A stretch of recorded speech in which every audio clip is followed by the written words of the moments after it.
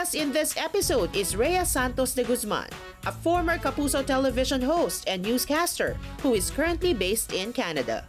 She shares how she faced challenges when she migrated and how she landed a job in a Filipino channel in Vancouver. Let's hear more from Rhea in this episode. Hi Rhea, welcome to Stronger Together, the GMA Pinoy TV podcast. Hello, Tony. It's good to see you again. Matagal-tagal na panahon na rin. Oo nga, Mars. So just for the information of everyone, kami po ni Rhea ay matagal nagkatrabaho sa Unang Hirit. Dekada rin yun, ano, Mars? Proud Unang Hirit babies, Tony. Unang Hirit baby, correct. Unang Hirit babies. And also sa Tunay na Buhay. How does it feel to be back home? Sarap. Philippines will always be home. Alam mo naman yan sa ating mga Pinoys abroad. Basta pag umuwi ng Pilipinas, mainit na tinatanggap ng pamilya. Hindi lang pamilya, actually in my case, pati yung mga followers ng Unang Hirit na buti na lang na-miss nila ako. Ang sarap ng pakiramdam when you receive messages, welcome home, na-miss ka namin. Sabi ko nga, ang Pilipinas, laging babalik-balikan. It's always be home for us. At nagka-homecoming ka rin sa Unang Hirit, syempre, no? Bumisita ka ulit sa UH. Actually, Tony, dapat yan. Ang plano ko lang is mag-hi lang naman talaga ako sa mga host. Magdadala ako ng breakfast. Kaya lang may mga events na nangyari. So, it was supposed to be a surprise visit. So, may mga nangyari, hindi natuloy yung surprise. And then eventually, nung naplano ko na bibisita ako just to see my former colleagues and friends, sinabihan na ako ni Janela, ang ating executive producer ngayon ng Unang Hirit, na mag-hi na rin po kayo on cam para naman doon sa mga kapuso natin. And hindi ko matatanggihan yung ganon dahil sila yung dahilan. Sabi ko nga nung umalis ako kung bakit natupad ang pangarap ko. Ngayon nagbabalik-bayan ako sa Pilipinas. Hindi ko naman pwedeng palagpasin yung oportunidad to say hi to them. Umalis ako August 2019. Pandemic hit March 2020. Nakakulong tayo lahat. So hindi rin nagkikita-kita yung mga tao na ngayon nagbabalik normal na, para ngayon lang din nagbabalik yung mga pagkikita, yung mga gathering. So in a way, parang hindi rin ako nawala. You moved to Vancouver, Canada in 2019. Kumusta naman yung naging buhay mo doon? A lot of adjustments. Siyempre, no, with changes come adjustments. Siyempre, yung mindset mo, kailangan kung ano yung ginagawa ko sa Pilipinas, malamang-lamang hindi ko magagawa sa Canada. Kasi ganun usually ang storya ng mga Pilipinong pumupunta sa Canada. They have to start from scratch, kumbaga back to zero. Kung ano man yung profession mo sa Pilipinas, usually borado yan. Kaya ang laki ng laban ng mga Filipino-Canadians for foreign credential recognition, especially our doctors, yung mga engineers, mga lawyers natin. Kasi nga gusto nila na sana i-acknowledge o bigyan ng bigat yung pinanggalingan nilang profesyon sa Pilipinas at kung sino mang immigrant sa ibang bansa. So anyway, hindi ako umasa na magiging profession ko ang media pagdating sa Canada, but after a year in Canada, sabi ko nga, answered prayer, no? It was perfect timing. A Filipino-Canadian channel was born. And syempre, yun naman yung kaya kong ibigay, yun yung lakas ko at nagkaroon ako ng pagkakataon to apply and fortunately, I was able to get in. Everything fell into place after that. Tony, may adjustments, yes. Ang mga bata, actually surprise na surprise ako doon sa dalawang anak ko, si Uno and Yuan. Ang sabi ko, ang greatest fear ng magulang, no, na nagbabago ng buhay sa ibang bansa is, naku, yung mga anak ko kaya makakahanap kaya sila ng kaibigan, hindi kaya sila ibubuli. So talagang yun yung mga dasal mo, sana maging masaya sila sa bagong buhay nila. Pero after a month, they have adapted, ang dami na nilang kaibigan. So, yun pa lang talagang masayang-masaya na ako and no regrets sa naging desisyon ng pamilya. Pero yung pagtatrabaho mo sa media, Rhea, it was unexpected, di ba? It was unplanned. Yes. My pathway going to Canada is international student. So, balik-aral ako. And I took up broadcast and online journalism sa BCIT, British Columbia Institute of Technology. So, tinimbang namin ng asawa ko, sabi namin, after ko mag-aral, timbangin natin, subukan ba nating magtrabaho ako doon? Uuwi ba tayo ng Pilipinas? Or starting anew in Vancouver? Tingnan natin. So, tinitimbang namin. That was a year after being a student in Canada. Biglang may lumitaw na opportunity for a Filipino channel. Sabi ko, sobra namang sakto nito. Tapos, alam mo pa, nasa gitna tayo ng pandemya, ha? Parang ang daming nalilay offs. Tapos parang nalilay off, ang daming nawawalan ng trabaho. Tapos, here comes an opportunity for me to work in a profession na mahal ko. Para sa'yo talaga yon, Rhea. No? Sa totoo lang, kinilabutan talaga ako. Kinilabutan ako ng lumitaw yung opportunity na yon. And it wasn't easy, ha? I had to go through several interviews, panel interviews. Tony, kailan ba ang last job interview ko? 20 years, that time, 2020. 20 years ako ang last job interview ko. Sabi ko, paano na ba job interview ngayon? So, sobra din ang kaba. Ang interview pa noon, Zoom, kasi nga COVID. 2 panel interviews ang ginawa ko. And then, yeah, after a few weeks, I got a call, you got the job. Ako, para ako nabunutan ng tinik. Kasi, yun naman talaga yung after studying in Canada, usually you find work that's related to what we studied. Tapos, nag-decision na rin kami ng mag-asawa na, let's work on our permanent residency for the family also. And malaking bagay na nakakuha ako ng trabaho. Yung inalisan mong career here, yung mga naging shows mo, Pinoy Abroad with Ivan Mayrina, ngayon naman isa ka ng Pinoy Abroad. Nag-women's desk ka rin, Mars, no? Yeah. And then, may At Your Service. And then, I remember, nung nagsa-start pa lang ang QTV, naku, eto na, labasan na ng edad. News on Q, nag-News on Q ka rin. Labasan talaga ng edad. Oo nga, labasan ng edad. Ako, documentaries.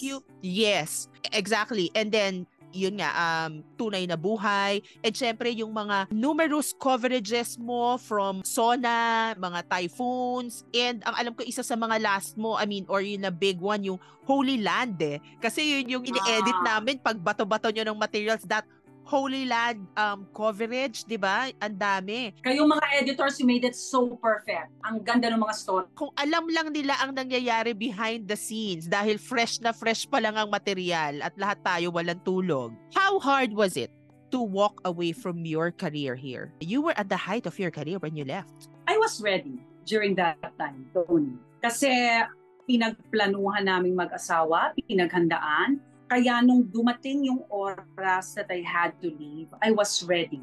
But it was painful. Painful in a way that I'll be leaving my family, my parents. Yung mga katrabaho ko sa unang hirit sa GMA for almost 20 years. Kaya sabi ko sa'yo, diba, parang halos araw-araw, umiiyak, nag-iisip. Yung mindset ko noon parang, ginusto ko to, bahala na, what's in store for me. Ito yung Pinoy Abroad na theme song ni Miss Bayang Barrios, yung Malayo Man Malapit Din, iniiyakan ko yan. Iniiyakan ko na siya ngayon pag pinapakinggan ko. Pagka medyo nasisenti, na-emotional, and then I listen to it, naiiyak ako ngayon sa kantang yun. So it means a lot, that song to me. Sabi ko naman sa'yo, ang Pinoy Abroad, one of the best shows I've ever had. Isa sa mga pinakamagandang programa na talaga naman nagpapasalamat ako dahil pinagkatiwala sa akin. And of course, working with my partner, si Bro Ivan, it was a pleasure being the face of Pinoy Abroad. At hindi ko inasahan na sa buhay ko na magiging Pinoy Abroad din ako. Pero it hits differently now, pag pinapakinggan ko ngayon, pag nasa Vancouver ako and, nakikinig ako ng OPM songs, isa yun sa mga nasa playlist ko, talagang nakaka-emotional.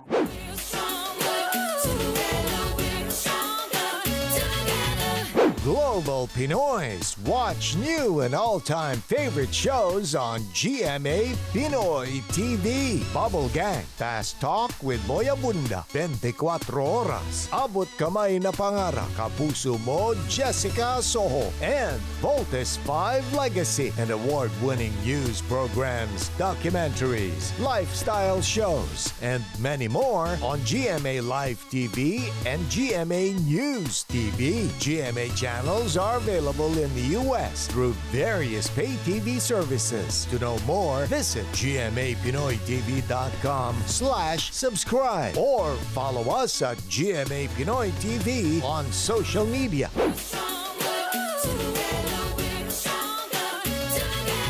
What made Rhea and her husband decide to move to another country? And what was Rhea's biggest adjustment in Canada? when you and Carlo decided to move, matagal na decision ba yun? Because of Pinoy Abroad, nung gawin ko ang Pinoy Abroad Australia, pauwi, si Carlo was with me that time. Paid for his own ticket, ha? So, Oo. Sumama pauwi si kami Carlo noon. sa coverage. Sumama sa coverage. It was his first time also in Australia. Hindi namin makita itong picture, yung scene ng pamilya by the beach. Naglatag yung tatay ng picnic mat, tapos yung mga anak nila nagtatakbuhan sa beach, tapos parang nagkatinginan kami. Hindi ko alam kung siya nagsabi sa akin o ako. Basta ang naging conversation is, gusto mo yon? Gusto mo yung ganon? Tapos sabi, ako parang syempre, gusto ko yon. So doon nag-start. Initially, our application was for Australia. And then it took ang tagal. Parang 10 years na, wala pa rin, or basta ang tagal. And then itong Canada, siguro in a span of 6 months, nakaalis kami. Simula nung nag-inquire yung asawa ko sa immigration consultant, that was January 2019, I took the entrance exam sa BCIT ng April 2019, and then mga end of April, nalaman ko ng pasado ako, then preps na yun lahat. Nagpaalam na ako sa unang hirit, and it was my last birthday celebration in unang hirit, June 1, and then lipad agad, August. So, ang bilis. So sa akin kasi kapag ganon kabilis, parang I feel that, it's really meant for us kasi binigay ang bilis. Samantalang yung Australia, we could have been in Australia, pero taon na wala pa rin. Pero itong Vancouver, itong Canada, parang, ang bilis siguro. Sige, let's do it. Let's try it. Parang ayoko nung, what if ginawa ko to? Or sana ginawa ko to? At least nasubukan ko, ginawa ko, and then wala namang pagsisisi. I mean, I'm happy because my family's happy. It's not for everyone. Hindi ko sinasabing ginawa namin, baka kayo pwede rin. I'm not even encouraging Filipinos to do it.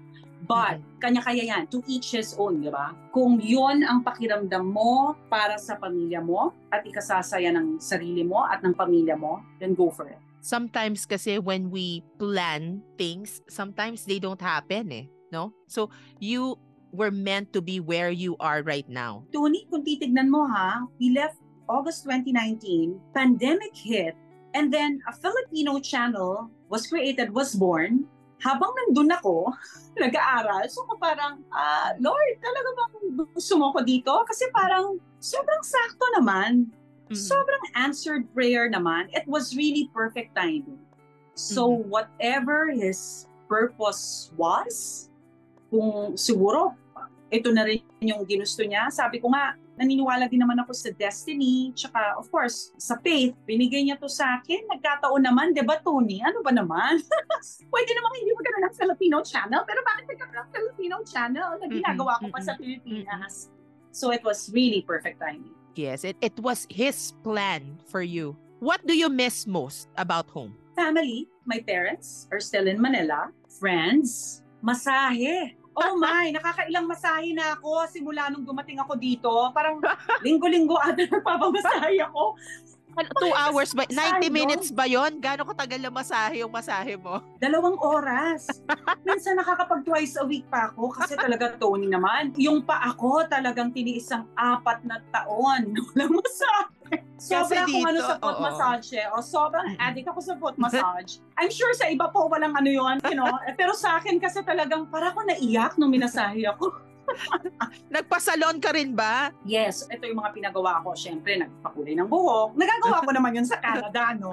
Pero siyempre, iba yung presyo dito. Yung red nails na yan, simula nung umalis ako ng 2019, hindi na ako nagpalinis ng kuko. Hindi talaga. Kasi alam kong ako naman ang household chores, diba? Kaya sabi ko, pag-uwi ko sa Manila, kilala mo naman ako sa unang hirit. Talagang red ang kulay ko lagi. And magkonti lang ng chip dyan, may kakilala ako, paano naman, nabutas or nagkaroon ng chip. Sa Canada, oh my God, wala talaga, ako lang, gupit. Lahat ako gumagawa. Dentist, derma, lahat ang pwede. Oo. Alam mo ba pinagawa ko rin? Alterations, lahat. Mga damit na kailangan i-alter, sapatos na kailangang, kasi ang mahal talaga doon. Pinaghandaan mo talaga, Mars, ha? Pinaghandaan ko, and marami pa rin akong mga damit na naiwan dito, sa totoo lang. So, yun ang mga iniisa-isa ko, hinahakot ko para mabalik ko ulit sa Canada. What was your biggest adjustment sa Canada? Mark, Did you have wala kang trabaho. And going back to school. Diba? Parang 40 years old ako, I went back to school, tapos yung mga kaklase ko, mga bagets. Pero ang saya-saya nila kasama. I learned a lot from them, and I hope they learned a lot from me. I mean, they're so inspiring. Yung going back to school, syempre, it was a big adjustment. Tapos yung doing everything on your own, yung mobile journalism. Alam mo naman dito sa atin, kung host ka, of course, you have a cam person. We're very fortunate. We have a cam people, meron tayong researcher, meron tayong producer. Sa unang hirit lang, minsan, di ba, bibigyan ka ng kape, nakatimpla na. Ang sarap-sarap. Sila kuya. So parang, of course, lahat yon hindi ko naman hinanap yon pero lahat yon burado talaga. Kung meron man akong natutunan, no, na-discover sa sarili ko na kaya ko pala at kakayanin ng kahit sino to adjust. Like, kunyari, doing stories, yung ikaw mag-shoot, ikaw mag-edit, ikaw magsusulat, ikaw lahat. Nung estudyante ako, mare, bit-bit ng camera, bit-bit ng tripod. Lahat. Did you feel any discrimination or whatsoever when you were starting? Issue ang racism sa Canada, tsaka yung Asian hate, especially during the pandemic. Pero yung towards me, wala naman. That's good. I'm blessed to work with hardworking, great people who treat people fairly, tsaka with respect. Sa office kasi namin, iba-iba kaming lahi. So, mabait nila lahat. Hindi pa naman ako nakaka-experience ng mga racist attack na sa akin. Actually, being a Filipino in Vancouver, in Canada, nakaka-proud. Sa totoo lang. You'll be proud to be a Filipino. Especially during the pandemic, talagang yung mga nurses natin, essential workers, sila talaga yung frontliners, yung nag-step up talaga. Canada recognized them. So, yung pagka-Pilipino, parang, alam mo yun, yung pumupunta ka sa ibang bansa, feeling mo Miss Universe. Kasi iba-iba kayong lahi. Tapos, proud ka kasi Pilipino ka. So, I think sa Omni, ganun din yung pakiramdam namin. We are serving the Filipino community. We are representing the Filipinos sa larangan ng media. Kaya, sabi ko nga, dapat pag lumalakad, hindi ka dapat nakababa, nakatungo. Kailangan, Chin up. High. Parang, parang I'm proud to be Filipino and I'm proud to be a Filipino in Canada. I'm proud of what I do. I'm proud to serve the Filipino community. So far wala namang mga ganyan. That's sa good, akin. That's good. Ano ang difference ng working here sa TV industry here and then sa Canada? May mga pagkakaiba. In terms of gathering news din, may mga ibang malaking pagkakaiba. Unang-una, sabi ko nga, sa Omni Filipino, we are a team of less than 10 kaming mga video journalists filing stories for Omni Filipino. Of course, with the help of Canadians, no, yung sa technical, yun na, yung mga katulong namin para areang Omni Filipino. When it comes to gathering news, ang napansin ko, halos pareho din naman.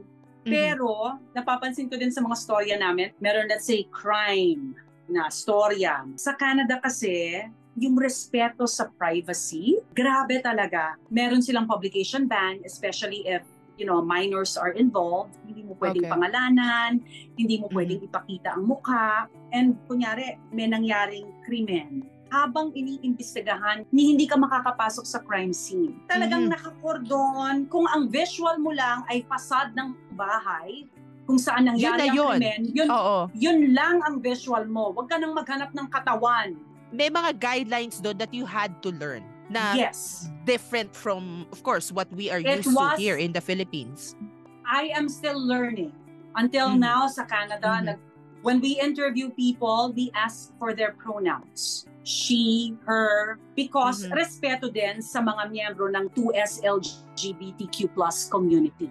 Diba? The way we address them para alam namin. So unang-una yon. Pag mag-Zoom interview kami o mag-i-interview kami, can you state your name? What are your pronouns?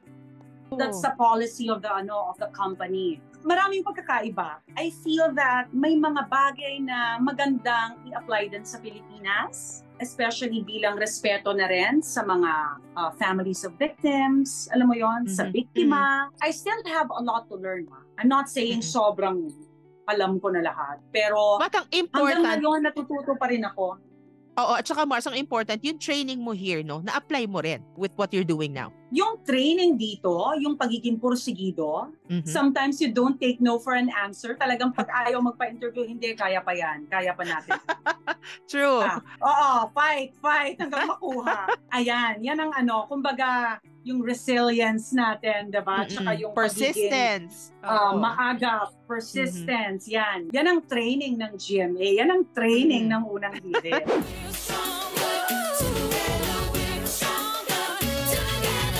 Mga Global Pinoy subscribers ng GMA Pinoy TV sa US, Canada, Singapore at Hong Kong. You can now watch Kapuso shows on the go. Just download the mobile app of your pay TV provider and enjoy TV everywhere. In the US via Xfinity Stream, Spectrum TV app, Cox Contour app, and Optimum TV app. In Canada via Bell 5 TV, Rogers Ignite TV, and Telus Optic TV. And in Hong Kong via the Now TV app. TV everywhere is available to existing GMA subscribers only. Contact your pay TV provider or visit gmapinoytv.com/subscribe to learn more.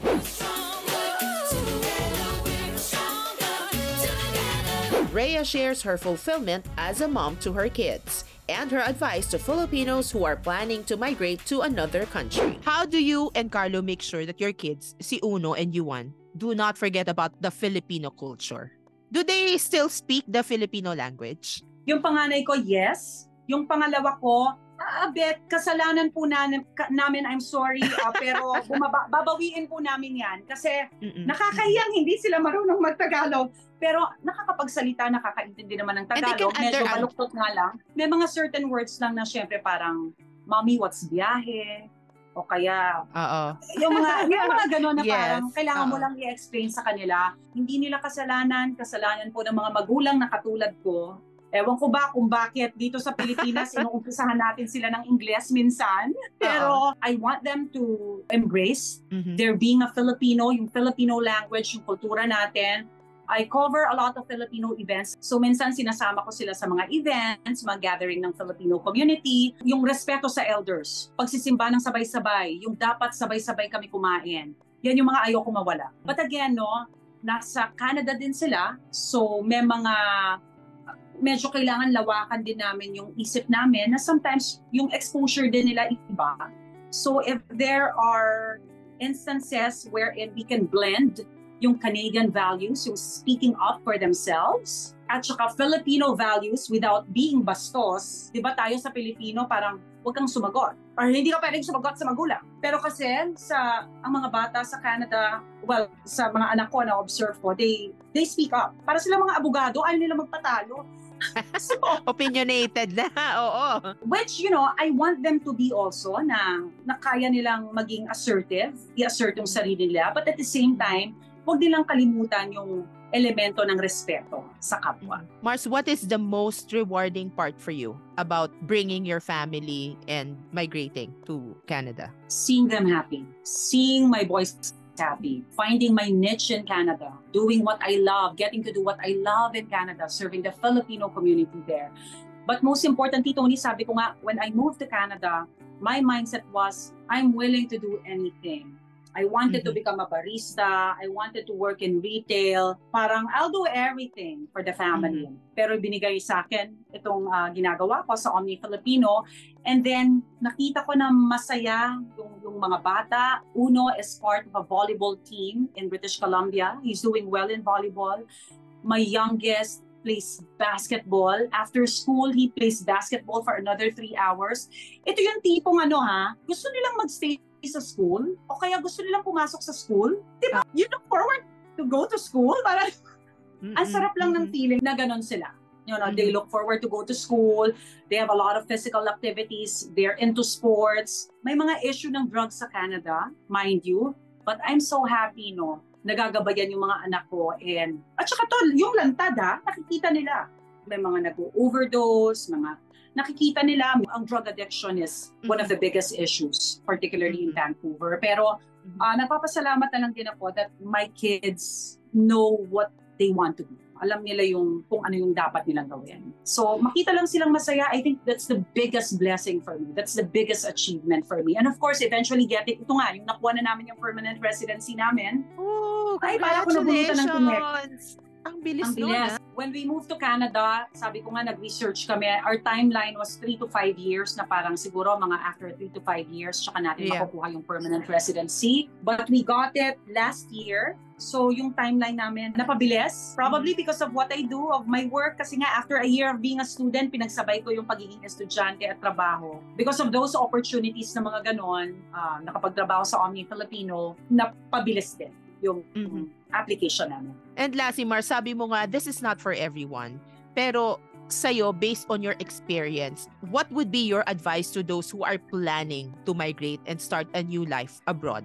Madaling magplano. Ang tanong, kung buo ang loob mo. Kasi kung hindi buo ang loob mo, kahit anong gawin mo, hindi ka magiging masaya. So kailangan buo ang loob mo. If you take that leap of faith, no, dapat buo ang loob mo. Kung mag-asawa kayo, hindi pwedeng buo ang loob ng isa, yung isa parang half-baked, ganyan. Kasi mag-aaway lang po kayo. And of course, importante kasi yung alalay sa mga bata. If it's not easy for adults, no, to undergo changes, lalo na po sa mga bata, especially if they're in their teens, yung may mga barkada na sa Pilipinas, alalayan po natin sila. It's not easy for them, especially leaving their barkada o yung nakasanayan na nila, their lolos and lolas. Nung lumipad kami, ang sabi namin, we have to keep the family together. And marami kasi sa mga kababayan din natin lumilipad, and then ang focus is, we have to find work right away, to the point na nawawala na ng oras sa mga anak. So may changes na ang pinagdadaanan yung mga anak nila sa ibang bansa, wala pa yung mga magulang nila. And yun yung punto na kailangan ng mga anak, yung presence ng magulang. So you really have to plan it well. And most importantly, Tony, huwag kayong mangingibang bansa ng hindi handa financially. Hindi ko sinasabing hindi kami nagkaroon ng problems na yung finances, especially when the pandemic hit. But because yung pinaghandaan namin, yung paglipad namin doon, kasi international student, tuition is what? Times 3, times 4? Kapag magtatrabaho ka bilang estudyante at doon mo palang kikitain yung pang-tuition mo, it's not gonna happen. It's not easy. So kung estudyante ka, if you're gonna, be an international student, make sure nakatabi na yung tuition mo, hindi mo nagagalawin yun kasi nakalaan na yun sa aral mo. And then kung magtatrabaho ka, that's just for your food, for bills, kasi kung doon mo pag-iipunan, mahihirapan ka talaga. I think those are, kailangan buong ang loob, family, faith, and finances. F talaga. Thank you, Rhea. Yes. Thank you so much for sharing your time with us. And it's really good to see you, Mars. Yes, maraming salamat. It's a pleasure seeing you again, speaking with you, speaking to our kababayans again. Maraming salamat po sa mainit na pagtanggap lang. Stronger Together, the GMA Pinoy TV podcast, is an original production of GMA International. This episode is produced by Gerald Vista and edited by Anton Taguidon.